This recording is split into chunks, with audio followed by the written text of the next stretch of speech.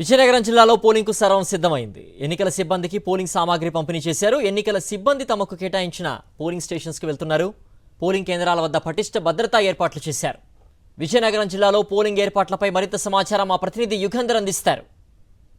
విజయనగరం జిల్లాలో ఎన్నికల material distribution దాదాపు ఒక కొలిక్కి వచ్చింది. ఉదయం నుంచి కూడా ఇక్కడ ఉన్నటువంటి ఉద్యోగులందరూ కూడా ఏదైతే 1847 పోలింగ్ కేంద్రాలు ఉన్నాయో దీనికి సంబంధించి 11,082 మంది ఉద్యోగులని ఏర్పాటు చేశారు. వాళ్ళకి సంబంధించినటువంటి ఆ పోలింగ్ కేంద్రాలకు సంబంధించినటువంటి పోలింగ్ మెటీరియల్ అంతా కూడా వాళ్ళకి డిస్ట్రిబ్యూషన్ చేయడం జరిగింది. దీనికి సంబంధించి దాదాపు 2,400 ballot units, control units, VVPATs అన్నీ కూడాను వాళ్ళకి అందజేయడం జరిగింది. అవన్నీ కూడాను వీళ్ళు ఇప్పుడు తీసుకొని ఆయా రూట్లు కేటాయించినటువంటిది. దాదాపు ఈ ప్రాంతంలోని 226 రూట్లు జిల్లా మొత్తంగా ఏర్పాటు చేశారు. ఈ 226 రూట్లకు గాను ఇప్పుడు వీళ్ళంతా కూడాను బయలుదేరి వెళ్తున్నారు. వీళ్ళ దగ్గర ఉన్నటువంటిది ఎలక్షన్ స్టేషనరీ మెటీరియల్, ముఖ్యంగా బ్యాలెట్ పేపర్ అకౌంట్, బ్యాలెట్ పేపర్కి సంబంధించి వాటర్కి సంబంధించినటువంటి స్టేషనరీ, అదేవిధంగా పోలింగ్ ఆఫీసర్కి సంబంధించినటువంటి స్టేషనరీ ఇవన్నీ కూడాను ఉంటాయి. దాంతోపాటు ప్రతి ఒక్కరికి కూడాను బ్యాలెట్ కంట్రోల్ యూనిట్, అదేవిధంగా కంట్రోల్ యూనిట్, బ్యాలెట్ యూనిట్, వాటితో పాటు వీవీప్యాట్ మిషనరీస్ కూడాను వాళ్ళంతా కూడా ఇచ్చారు.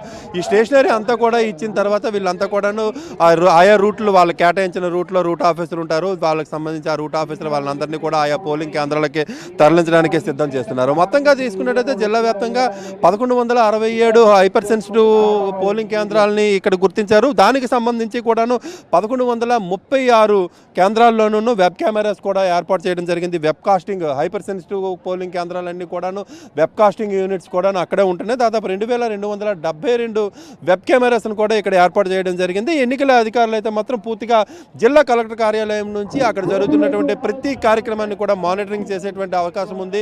రిగ్గింగ్ కానీ, లేకపోతే బూత్ క్యాప్చరింగ్ కానీ, లేకపోతే ఎవరైనా సంఘ విద్రోహ శక్తులు కానీ దాన్ని ఏదైనా విఘాతం కలిగించినట్టయితే ఎన్నికల ప్రక్రియ దానికి సంబంధించి కొంత కూడాను చీఫ్ ఎలక్షన్ కమిషనర్కి వెబ్కాస్ట్ ద్వారా తెలుసుకునేటువంటి అవకాశం అయితే ఉంటుంది. మొత్తంగా పకడ్బందీగా ఎన్నికలు నిర్వహించడానికి జిల్లా అధికారం యంత్రాంగం అంతా కూడాను ఏర్పాట్లు పూర్తి చేసింది. వీడియో యుగంధర్, సాక్షి టీవీ, విజయనగరం నుండి.